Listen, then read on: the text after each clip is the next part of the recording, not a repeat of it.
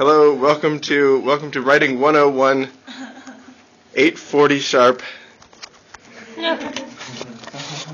Let's see if we can do this in a way that gets me or not.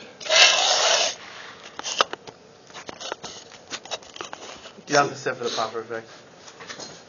Can you see me? You're cut off. Wait, sit. Oh. Is it too high for me? Just scoot it back. Just scoot it back, we'll be fine. We're gonna use a technical adjustment here. More like us. Oh, yes. What did you call it? A shim. Can you see me? Try sit. You're good? Yes. You're actually good. Yes. Fantastic. Okay, great. So just don't move any closer to the table than that. Don't move any closer to the table. I mean, we could just pull it back farther if we had to, I guess. I don't want to crush your space. Yeah. No, it's Is fine. it going to No crush your worries. space? No, she's fine. It's crushing Oh, your space great. right now. That's fine. All right. No, Okay, well, I am eternally in your debt. No. At least I'm in your debt until Monday. So, you can collect coffee, something like that. You can collect the deed to our car. So, welcome to class, everyone. Today is one of these funny days when we're shifting to something new. So there's a lot to accomplish today. The main things I want to do today are look at this Vorgvidor article that we all read together, which I think is one of the interesting. It's sort of an ethnomusicological classic in that it is about competition. And so in this course we've been talking about conflict, and conflict is an area that emerged in ethnomusicology over the last 10 years, especially on this long spectrum. And most of that work was really interested in war and violence.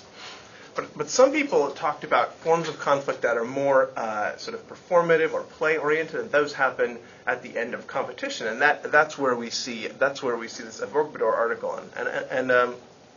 So I want to look at it that way and think about, how does it talk about competition and conflict? How does religion enter into it? How is music a part of the way that these things are negotiated? And then think about what is the larger conversation or discussion, in which a Vorgvidor situates his work, because that's what we're going to have to do over this next several weeks. We're going to have to find a discussion somewhere in anthropology and ethnomusicology and religious studies. And we're going to have to, and then we're going to do our own research, and make an entry into that discussion. We're going to add something to that discussion. So we're going to look today first at how such a discussion is formed, and talk a little bit about how to find one. And then this coming Monday, we'll be in our library session where we'll actually start finding one in connection with, I think mostly with KJ. Do you remember KJ? Mm-hmm. Yeah. She's memorable and kind of wonderful. So we're going to look at how a Vorgvidor does that in his text, talk about some strategies for doing it, and in the end we'll try to write our own brief question to sort of start our research on that discussion. But first I wanted to engage a little bit with the music. So if you can head over to the class site, and you'll see what I see. And I wanted to show you and have you take some notes on a piece that is of the kind of Eve drumming that this group does, and indeed has the same name, but is not the particular group from Accra that Vorgvidor writes about.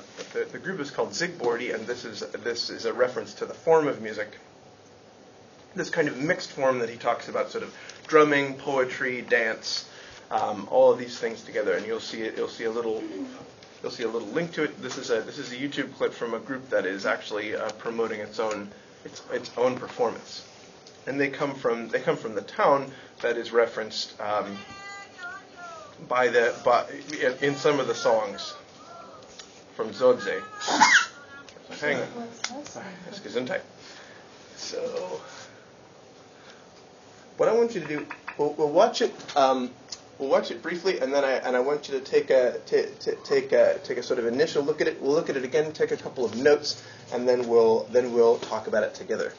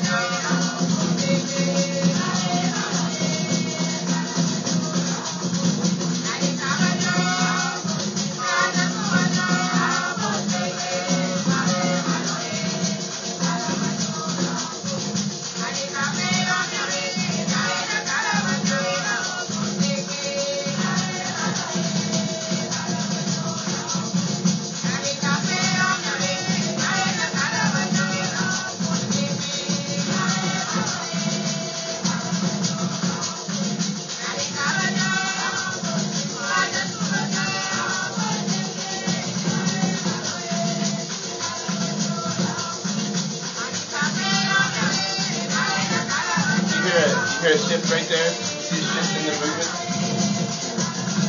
Yeah.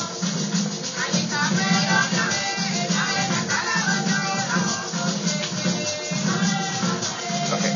So I think that's enough to get a sort of image of it. Do you want to hear the first minute again and take some notes? I don't know if you can see probably can't see the counter down here, but see what you remark on. We'll just look at the first minute here. Maybe I'll turn. It's kind of dim, isn't it? Maybe I'll turn all the lights off for a minute, and then I'll turn them back on. Okay, so 3, 2, 1.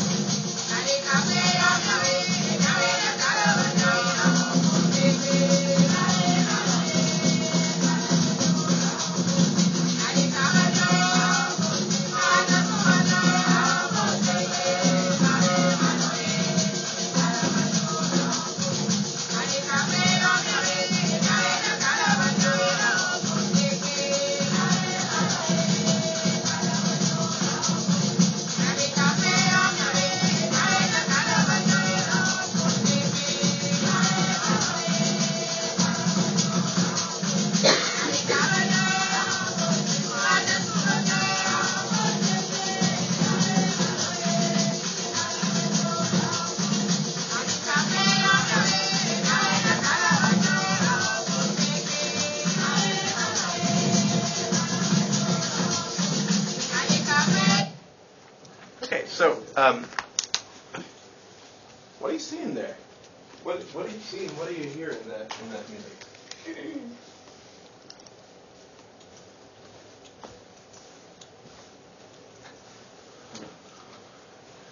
Jake? It's almost like a double call and response. You have like the one group that's up, I don't know, in that building. I don't know if that's a church or something, but it's has the first call, and there's another group down on the ground that has another call, a response to that with another call, and there's the bigger group that responds. So it's like a call and response almost.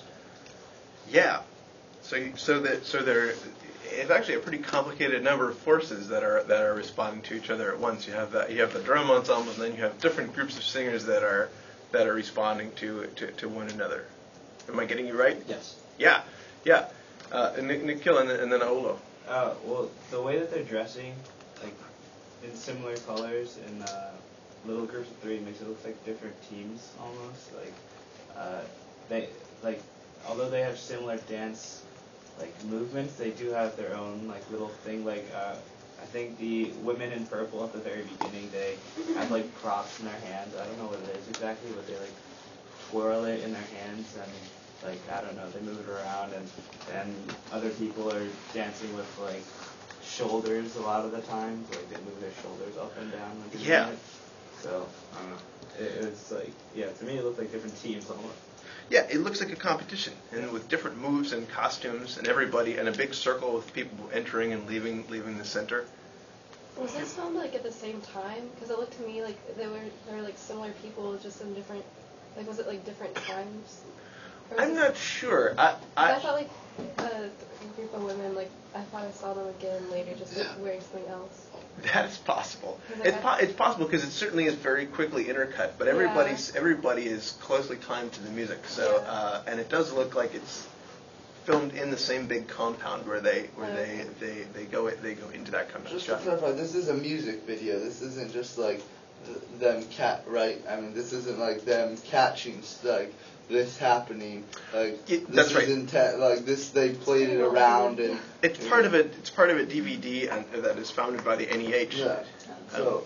Oh, Well, two things I noticed was, like Jake said, the call and response thing, but in this case it is, like usually in call and response pattern, it is one person calls and a group responds. In here, a group calls and a group responds. So I thought that was very curious. Also, when comparing it to other things we saw in class, I saw in this one that women are very important for this musical performance. In other videos we saw, like it was men who took the leading role. It is here, like you see almost as many women or more women than men. So I thought that was very curious. yeah, I think so. I think so too. You see, Ben. I don't know if it's relevant to his argument, but I saw women were barefoot and men were shoes. So that's a good point. I'm too. I didn't notice that either, but that is a really interesting detail on something. Yeah, that's a neat detail to notice, BC, and I'm not sure how to interpret it, but something we should keep on the shelf. I also thought that the dance resembled a bird, and it was like a bird. Sort of the funky chicken. Yeah. And also such isolation, too. If you watch them do that dance, the trunk and the head are completely still. Oh yeah. While there's really rapid. And the legs are like slowly moving with it. And also I noticed that adding to Allah's opinion, the singing people were mostly women, and the dance ensemble was mostly men. Most of them were men. Did you see the drummers? Did anybody notice? Drummers are most. Oh yeah, drummers men too. So you got sort of gender separation doing different things. Victoria. I noticed the part with it was very short, but there's a man and two women on either side who shook hands with either of them. And in the reading, excuse me, it talks about how some performances wanted to show peace and unity, and I thought maybe that was symbolic of peace, or acceptance. Yeah. So many of it's striking, isn't it? How many of the names there are about peace and love and sort of community goodwill. I mean, so maybe, and I'm glad that you make the connection to the article too. So what do people think? What about this resonated with with other parts of the article, with the way it described music, with the way it talked about sort of community or peace or conflict or even religion. Christianity shows up in there near the end. Beth. Well, and correct me if I'm wrong because I might have misread the article. But sorry, it sounded. Jeez, it sounded like the audience was a very crucial part of these various associations, and it didn't. At least I had trouble getting a sense of where the audience was in this video. But I don't know, that's an interesting variable to consider when they're performing, that they had to both account for people that were, their friends and then also their enemy associations. Who were all there together. All linked in a dance, sort of.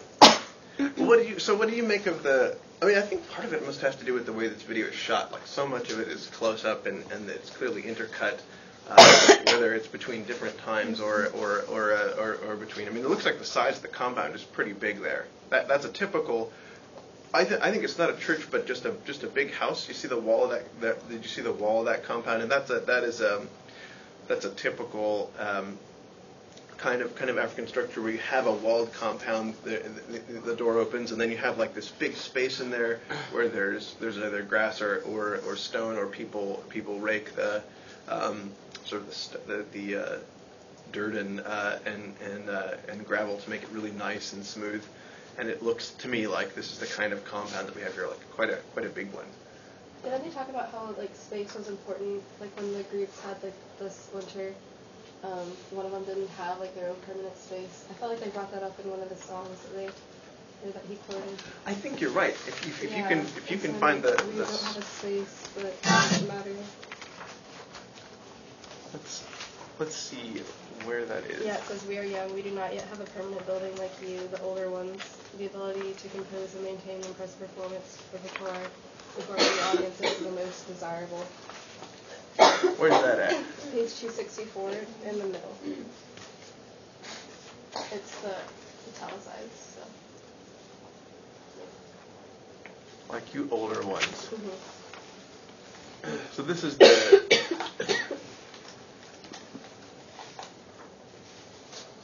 This is the relationship between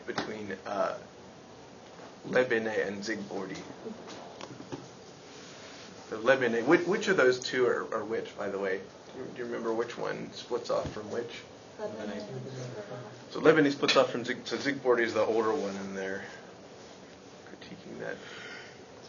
That makes a lot of sense. And when you see a space like this too, you can see that this would take some resources to own a space like that. Although this is I believe in Zodze, which is the town. It's about 200 miles from Accra.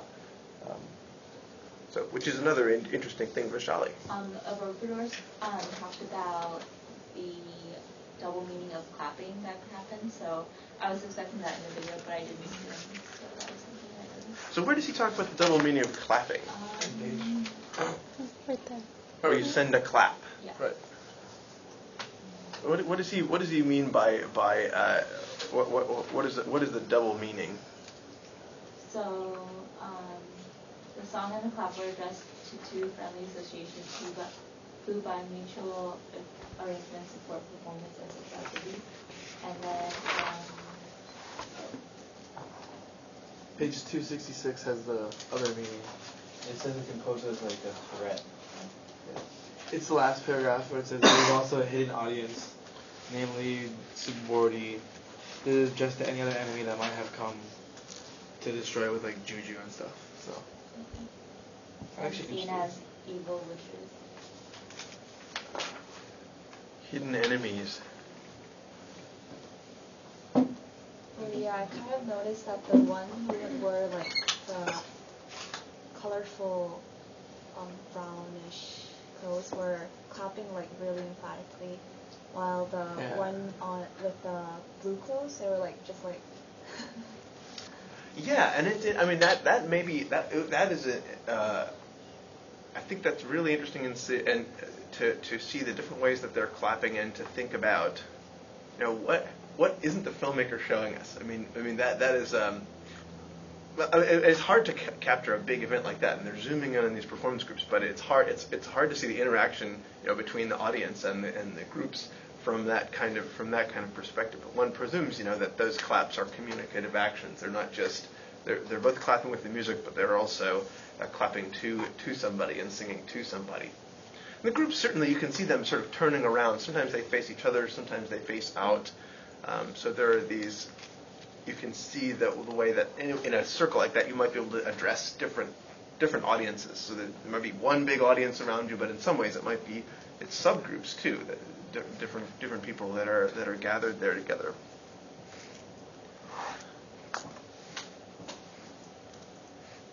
Well, let's talk about the article, and if there are spots to bring in. If there's spots to bring that music in, which I realize it's not a direct connection, but I think you read it well and you make some interesting connections. So you feel free to bring it back in if you like. But what stuck out to you in this article? What did you highlight or note or pay attention to in it. Jake. I was a little disappointed. I think it's a little strong of a word. Kind of how I feel with a word where we're not really like picking up on the irony of having all these groups names like love and unity and peace, with these bitter conflicts. Like he talks about more how the names are meant to symbolize the conflicts that are going on, but doesn't really go into the ironic aspects of it. Like I said, it's disappointing. It's quite strong of a word, but I would have liked to. It's something that really stuck out with me. Really. So that he can you pick a spot and talk about this missed opportunity, because I think that is one of the key things of the key aspects of the article, is the difference between, or the way that language has many meanings and has sort of elusive and multiple meanings.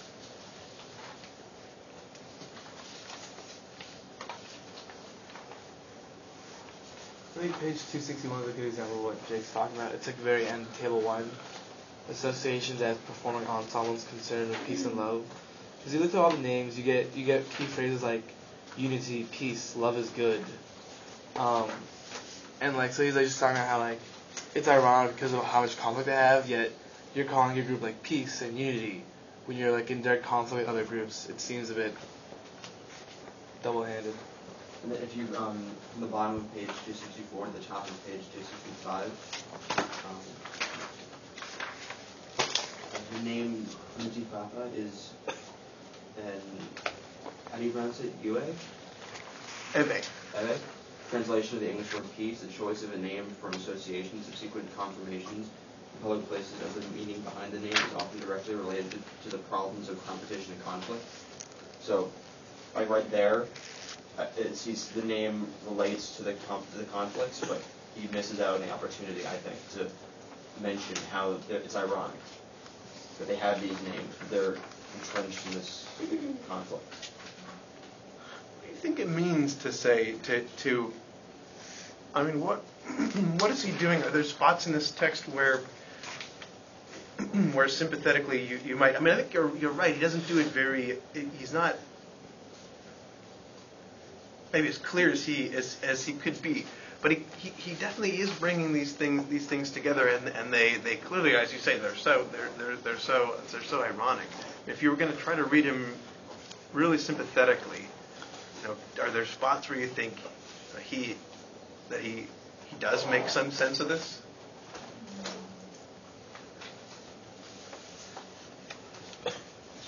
Nikhil, what do you think? When you say like, what do you mean by like that he does make sense of it? Well, that he relates he relates the idea of these peaceful living names to the idea of the always potential conflict and competition between these groups when they get together.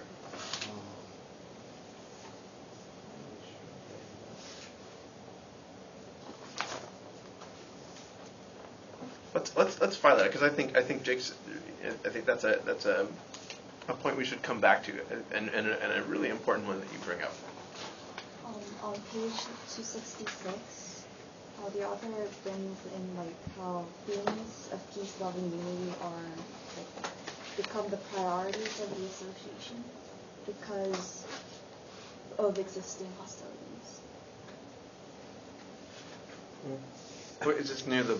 Where is this? It's in the middle of 266. Many individuals in Lebanon and other associations take on multi-group affiliations, not because they wish. Like under that in that paragraph.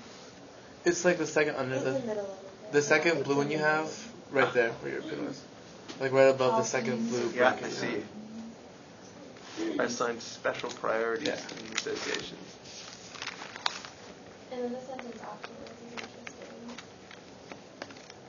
These priorities are driven mainly by the framework of existing hostilities, fears, suspicions, and interpersonal conflicts. In the case of Lebanon, the generic term Nutifafa, peace, is doubly reinterpreted from the vantage point of what the Nutifafa Association has to offer and from the general politics of peace among associations.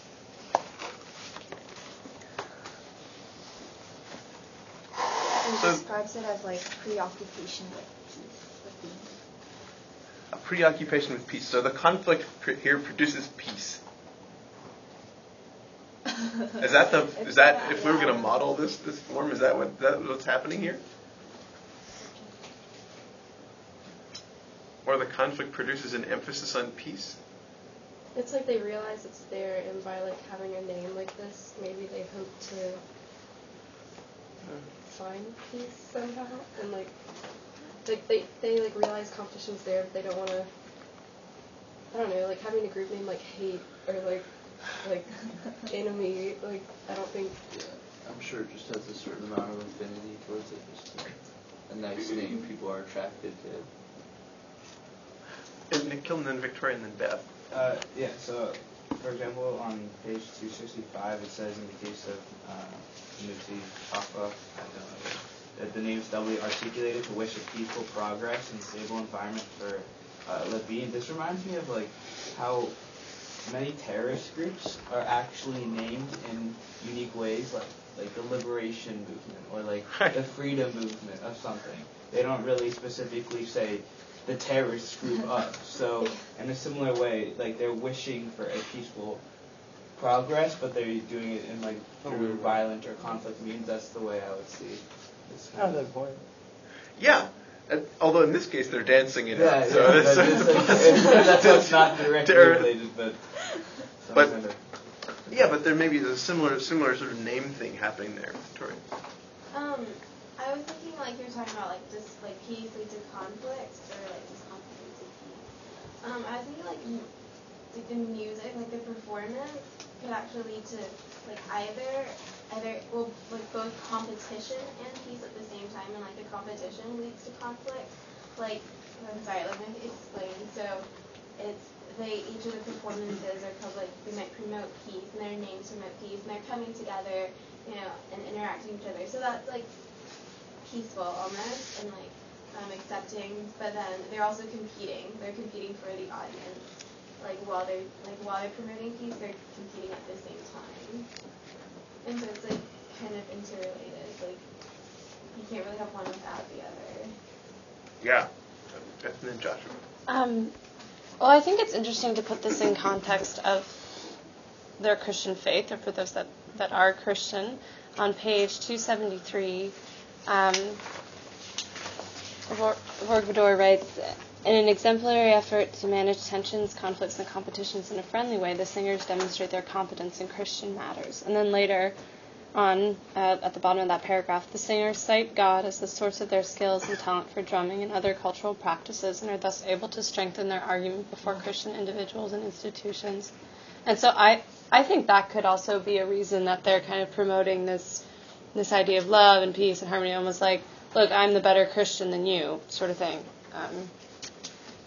So some of it has to do with, well, in this case, I'm not sure they're Christians, but I think you're exactly right that they're I'm just looking at the spot here where they say, in other words, they do not claim to be Christians, but they're knowledgeable about and accept Christian teachings. And this is, do you know what they're trying to drum for with this? What is this? What are they sort of soaring up their abilities about here? What are they showing that they could competently do? Perform the Lord's Prayer in a drumming context. Perform the Lord's Prayer in a drumming context. They talk a little bit here about funerary context, and this is this is something that, like, this is an interesting bit of context that's where that's one of the ceremonial occasions for which music is often present in sub-Saharan Africa, and the music has all kinds of functions, right? But like, think about a wake. I mean, has anybody been to a wake? What's a wake? Right, so when somebody dies, I think in the West, in North America, we think about like an Irish wake or something like this. When somebody in the community dies, and everybody gets together, and then you stay up all night. It's like a vigil, but it's also a party, and there's music and dancing and so forth.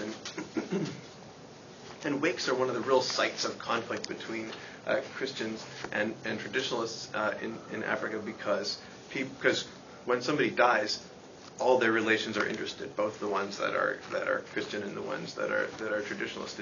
In a case where those are the two competing religions, and so if you read missionary accounts, there's all these times when those two things are juxtaposed. They're like the wails and the drums and the dancing of their relatives, and the hymn singing of the Christians, and that sort of clash in in this space. And I think this is kind of what, and there's a second aspect too, in that paid mourners and paid musicians are often hired for funerals, and so when Christians say you cannot perform that at the funeral, then you're cutting people out of their livelihood. So there's this second economical aspect there too.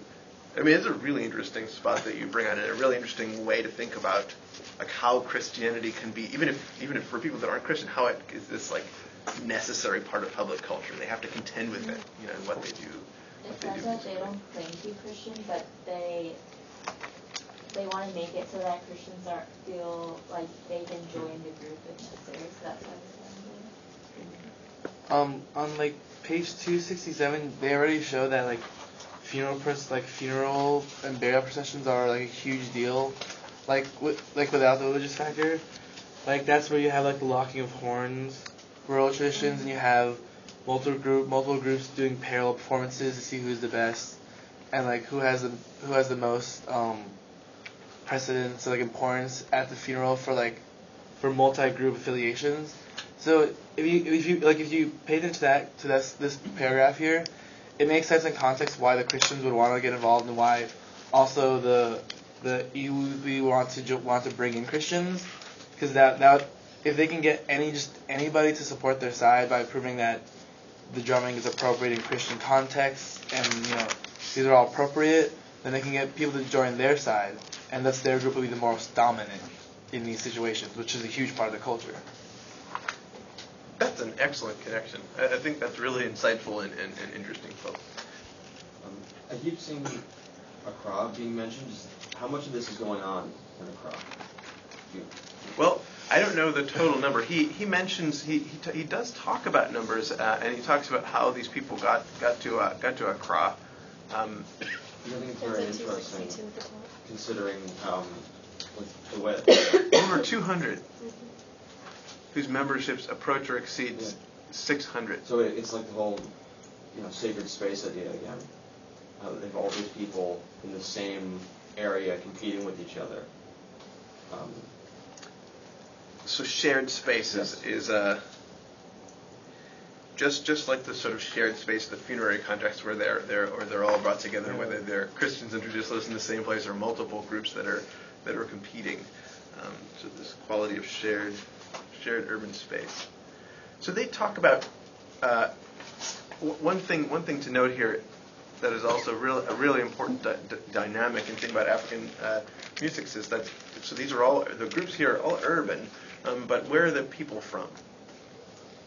Like different community, like yeah, from different towns. So they all move to the city together, and so what you have is this kind of image of rural life and the competitions and differences that towns have that are sometimes quite far apart, that come together in a very small space because they move to the city, and so you have this. In some ways, it's an excellent thing that these kinds of differences are worked out through musical relationships, where people show up together and compete musically. It's not violent in that sense. Oh, look. No, I wasn't. Jake? I almost felt like when I was reading this, I kind of had like this Step Up, kind of like the movie, the dance movie. And that's kind of how I saw it.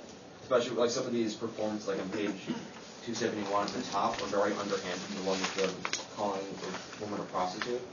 Okay. I thought, I definitely kind of saw it. It was the fighting through these performances. So the fighting is, and how would you qualify that? What kind of fighting is it? It's not,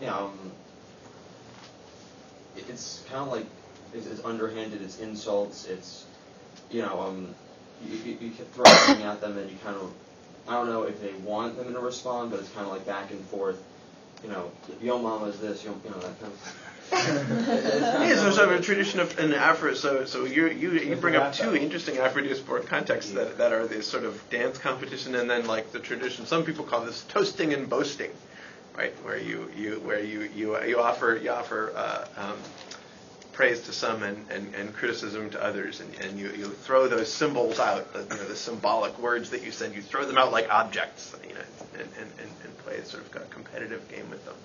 Hannah, and then Nikhil. On page 263, it talks about that it's like personal names are generally not used in song tradition in order to avoid charges of libel, but they're framed in such a way that it's obvious like who they're like calling out. I thought that was interesting. With the example that Jake brought up, like they tell you like specific features are ridiculed, this personal name is not mentioned, the negative biographical details offers the audience an important clue about her full identity. Yeah. So everyone knows who you're talking about, but you never mention the name, so you can't get attacked for it. My question is, I mean, like they're fighting through like dances and performances, but I'm sure that this can sometimes turn violent. So like, do they have like how do they not turn violent often? Like how do they keep it within the performance circle or sphere, that I'm not sure that's a question that I can answer on the basis of this of it's this just something text. that I was wondering while reading it.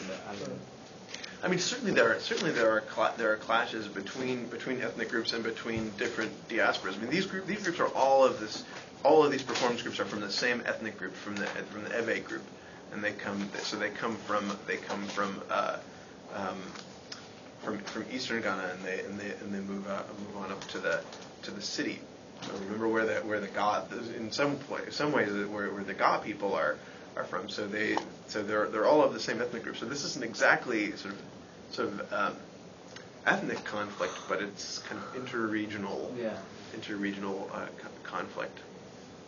It reminds me of like a Taylor Swift song. Like she does this, like she talks about like her ex-boyfriends and like all of her music, and like they don't really ever get in like physical conflicts, and it's just like something she just like throws out there. Right, and they're all in boy bands, so they can write back to her. They do. I think like it doesn't, maybe like the music, like a performance doesn't lead to conflict or violence or music, but there was one part where they, like in the interview where he used he used conventions that was like musical conventions in his argument, and so it's like he can use music to argue a point. So point at that spot. I think that I'm really interested to see it. 263.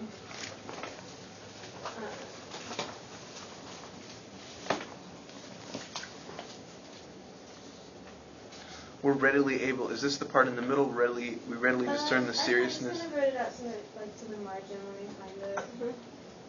Talks about the careful but highly emotional phrasing, bold types marking sudden rise in pitch and volume. Oh, I was thinking. Okay. Yeah, but also like they have he always refers to they in his interview, but like that's also convention used in the songs, and so it's carrying over. So it's like the music isn't just music; it's actually discourse. What do you mean by that? It's an excellent thing to say. Okay. But what do you mean by discourse? Well, like in this context, I mean, like it is actually discourse, like it's a method of communication, but then also like it's used as criticism, and it's used to achieve like a greater meaning. Like I mean, just people are saying, they use it as social criticism. They use it to point out other groups and to call out members. So if you had to say sort of who is the social group that's being covered in this article. So I want to just this will come back to discourse. But if you want to say who is the social group that's covered in this article, could you argue for is it about Lebene? Is it about Zigbordi? Does it have to be about both of them? Is it about the larger set of associations in the performance context? Like what is the right circle to draw around the people group that's being described here? Who is the related set of people that's the focus of the article? I mean, I would say that he uses Lebene and Zigbordi as kind of a way to make his point. But then he later, what page is it, says something along the lines of, these are, Many features of the Labene versus Sigbordi case can be generalized across several associations, thus confirming competition and conflict is a common problem and resource within urban Anlo-Ewe society. It's page 270.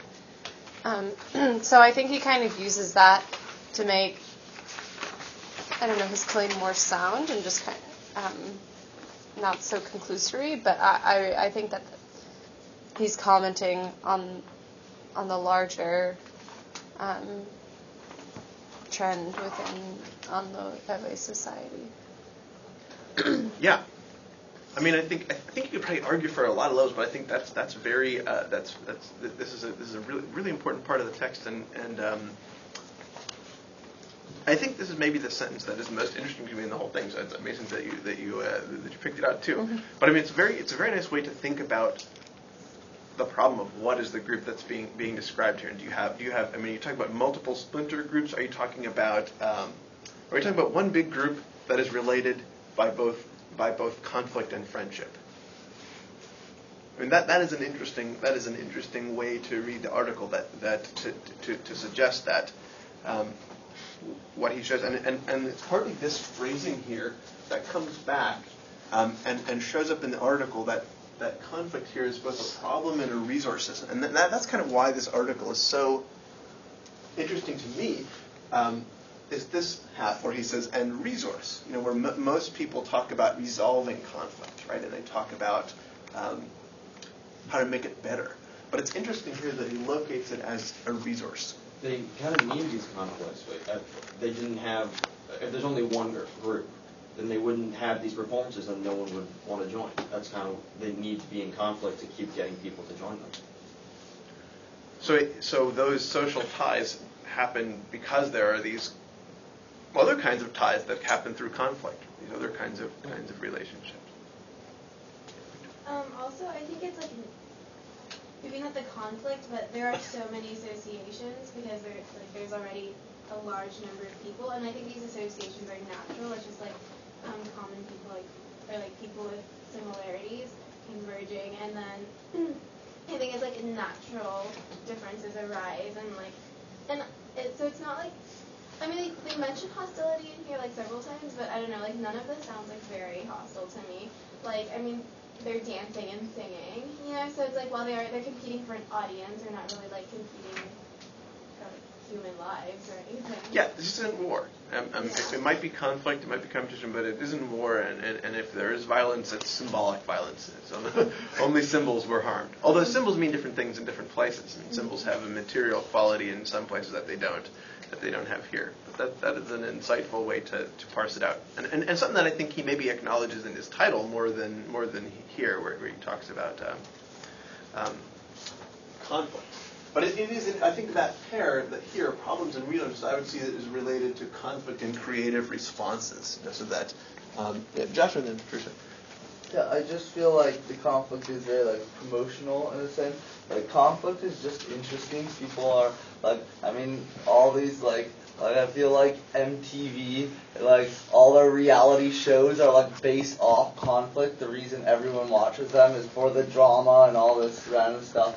And people are there's a certain not necessarily attractiveness, but something that is interesting and attention grabbing about conflict, and that draws you in. And even just, we like to watch the political debates, presidential debates, because it's fun to see our leaders going at each other, kind of thing. And there's something interesting about conflict, and so I feel like this is a promotional move in a sense by having a conflict in something that people can take sides on and people become more involved in. I think it's also kind of the name calling that's used today from politicians, college opinions all the time. But I had a question. So you say that groups have formal ties to one another. Does that have any impact on people joining multiple associations?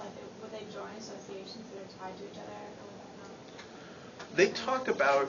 Okay, so let's find the spot in the text where they talk about multiple associations and see if we can parse it. And then we're gonna. This is on page 266.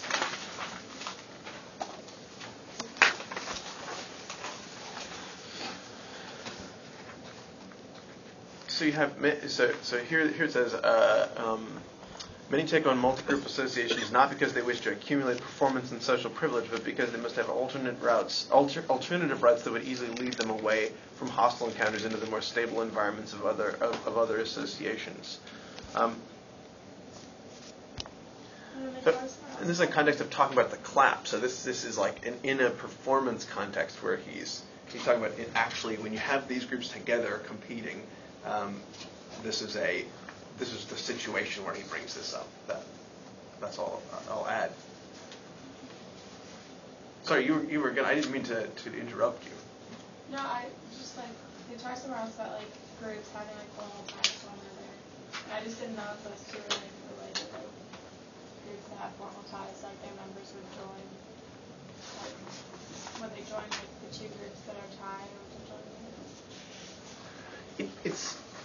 It suggests to me that they would, from this. If you take those two paragraphs together, it seems like they might, because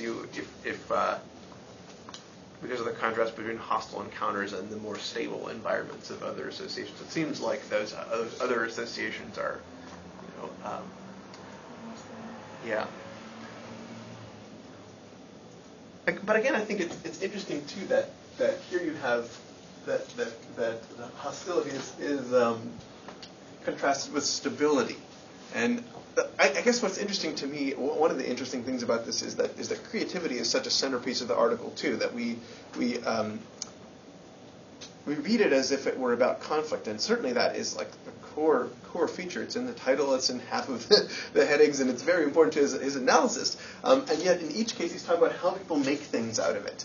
And so there's this interesting way in which stability is not exactly creative. That these unstable situations sort of prompt making things that end up being a social resource for everybody. That everybody has these kinds of songs. Yeah, for me, like when I was reading this paper, like I come from a violent country, so when they said conflict, I kept waiting for the conflict to appear. So it was difficult for me to picture at first like what they were talking about, but then I thought that maybe conflict in this article it was referring to like as a fuel for them to reach their maximum musical potential. That can even be like pictured that way. But yeah, it caused me a little bit of trouble, but once I got it, I understood what he was aiming for. And I think that's one of the really, really interesting things about this whole literature that's come up recently is how people navigate all these different terms, right? Because since you've got people are relating I'm doing this too, relating our articles to one another. So I'm talking. So we'll see shortly that I write about church groups that are in conflict with one another, but there's zero violence, and they're friends in many ways. They just disagree, and they perform that together. So you have war.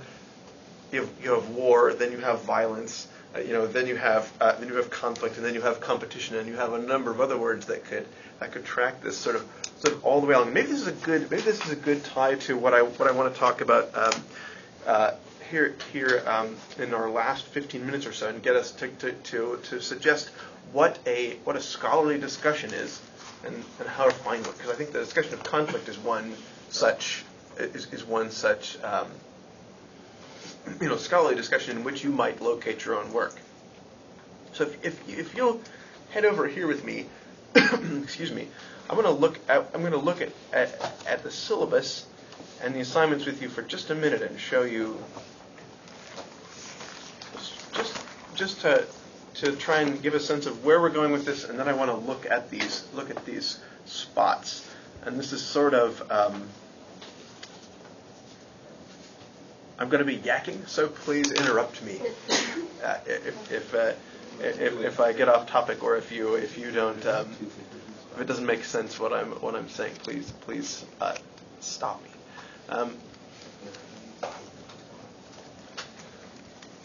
All right. So I don't know if you've looked at what happens from here on to the end of the course, but it is all about you. And this is an experiment for me. It's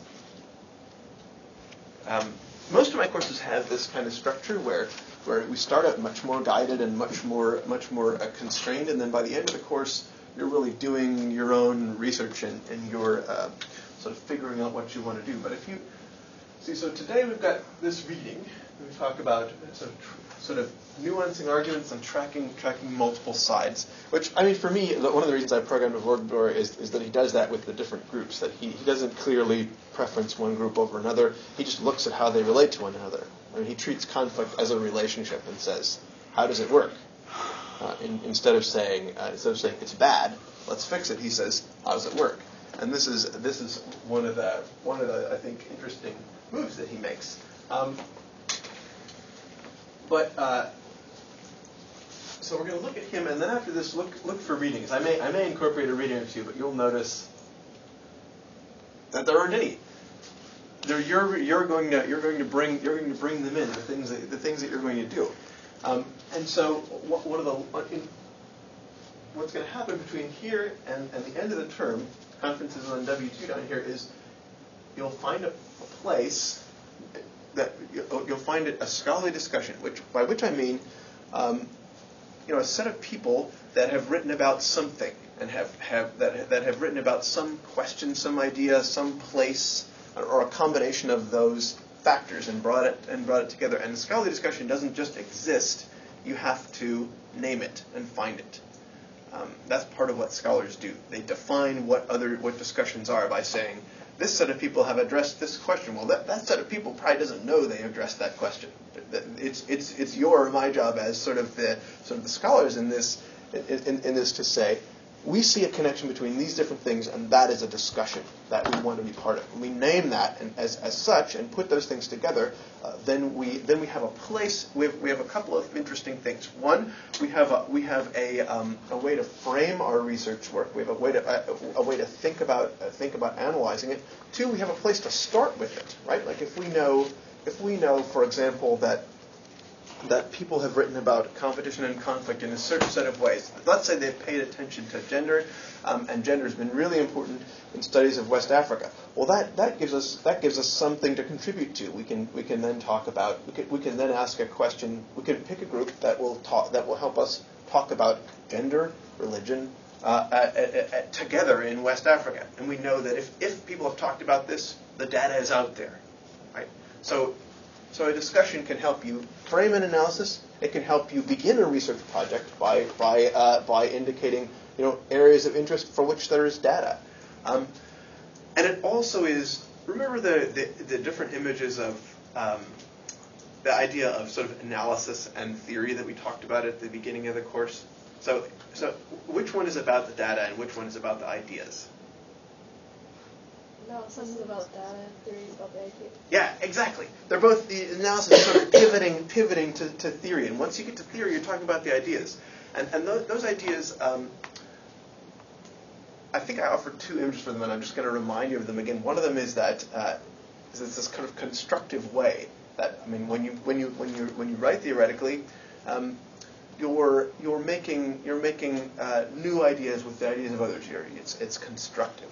Another way to think about it is in terms of economics, in terms of an economy of ideas. When you cite theoretically, you're saying you are tying your ideas to somebody else's, and you're giving other people a way to grab onto the things that you do and use it. You're giving them a way for your ideas to circulate. You're giving them what I might call currency, and you can see by which I mean your ideas are going to flow.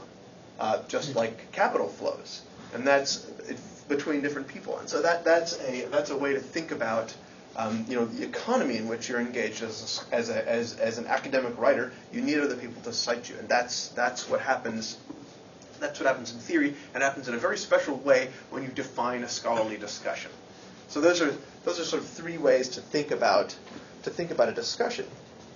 So that's where we start. Over this week and the next week, we're going to find a discussion, and we're going to think about what a discussion might be in which we could place our work, and then we're going to make a plan for a case study just like Lebene and Zigbordi were a case study, right? They told us about all of these urban anlo-eve. We're going to try to work with KJ, work amongst ourselves to find a case study, a particular group, a recording, a blog, something that is coherent, either as a set of sources or a set of people through which we can explore this discussion. And then over the next couple of weeks, we'll basically consult on this and talk about it in class. The class will be an opportunity to come together and bring in the research work that we're doing and talk about that. So it says there are no readings.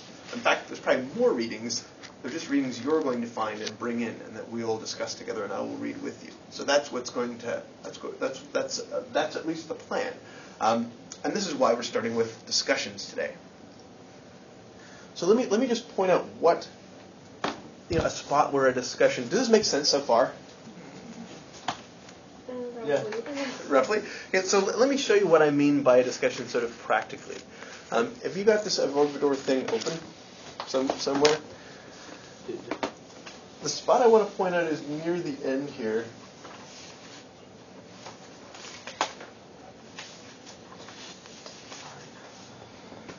It's real short.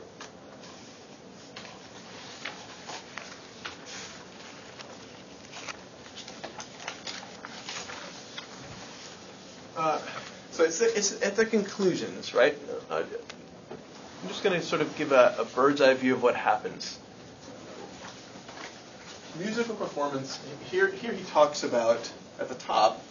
This is sort of his moment of analysis, right? He's summing it up.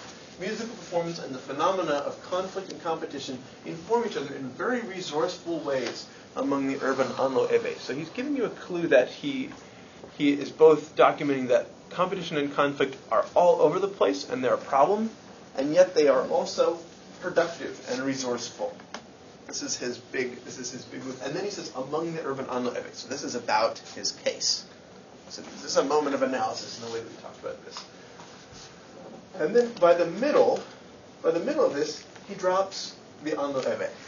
He's talking about competition and conflict provide an important framework for experiencing performance in very creative ways. So now he's moving on he's moving between modeling competition, conflict, and creativity, and the case of the anlo-eve. So he's pivoting between analysis and theory. And here's the spot at the end where which I would call a discussion. This is where he's and this is right. This is a smart place for him to put it. Usually when somebody defines the scholarly discussion in which their work takes place, not everybody uses these words. They might say the literature. I don't like that word quite as much because it's not as active, and it sort of suggests that the literature is just out there. But you actually have to make it. You have to collect these things. It's a move to make a discussion and to put it in your paper. And this is what he does here. He says, there is a growing body of research that focuses on competition in African urban contexts. So each one of those is a little keyword that's a pivot point between his writing and the writing of many other people. And then he traces it over time. Early classic studies that demonstrate the ways in which competition promotes innovative approaches to performance. And then these guys are anthropologists and other area studies folks who work on Africa. And then down here he moves into ethnomusicology, Bruno Nittel. Did I ever talk to you about Bruno Nittel? He's wonderful, but he's kind of like a grand old man of ethnomusicology. He's always right. He writes funny poetry, and he's the most prolific author. But he's sort of a very important ethnomusicologist, and he shows up in the middle here. And then, so you can see you've got 56, 75, 1978, and then he moves forward. Then you've got Bars and Gunderson. These are Africanists who writing writing right then, forthcoming. So in the 2000s, but they were already writing in the 90s. Then you have Copeland in the 80s and Veit Earlman in 1996. So what he's doing here is saying, here are the things that people have said. Now, none of these people necessarily said, certainly the people in 1956 didn't say, we're starting a discussion with this guy down here in 2001.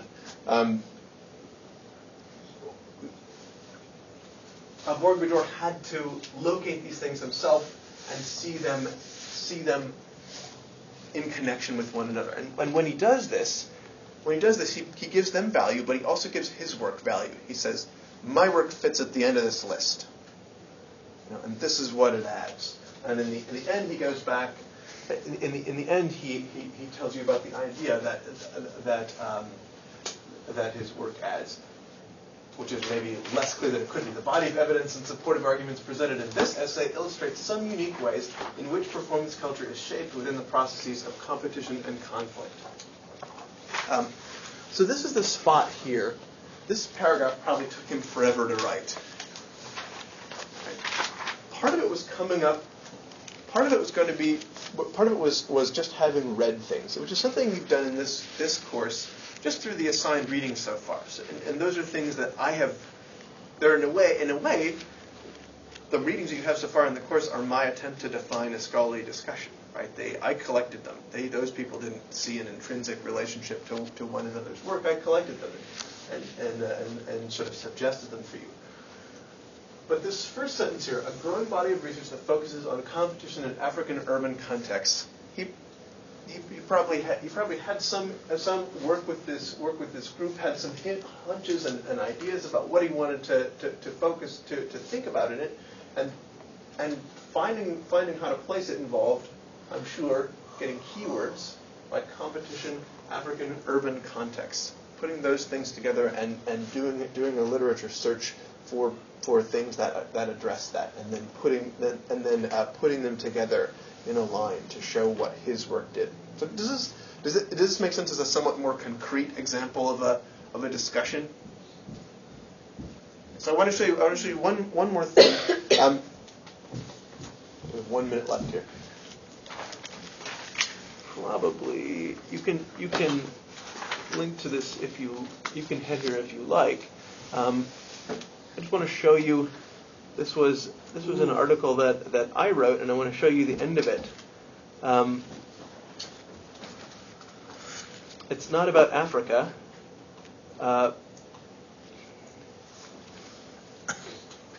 It's about churches in Canada, but it defines a discussion, and it starts with Avogdor, and then it goes through Chris Scales, who writes about Canadian First Nations, and through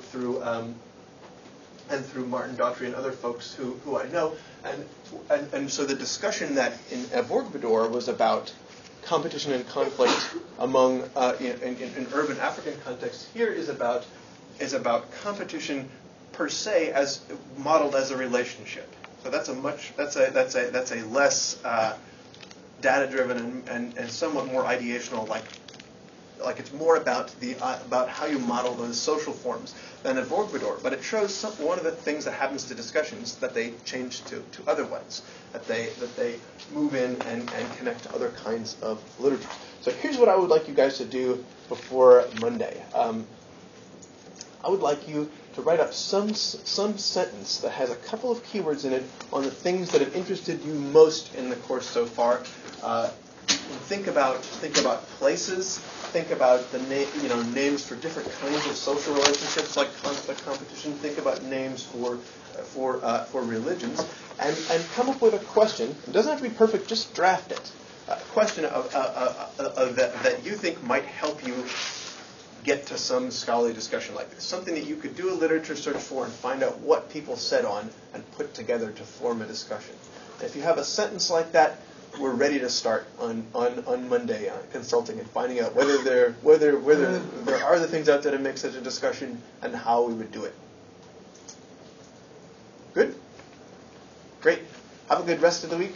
Thank you for playing with the video and all that stuff, and I hope it didn't indeed press your space there, Beth. I appreciated you doing that. No.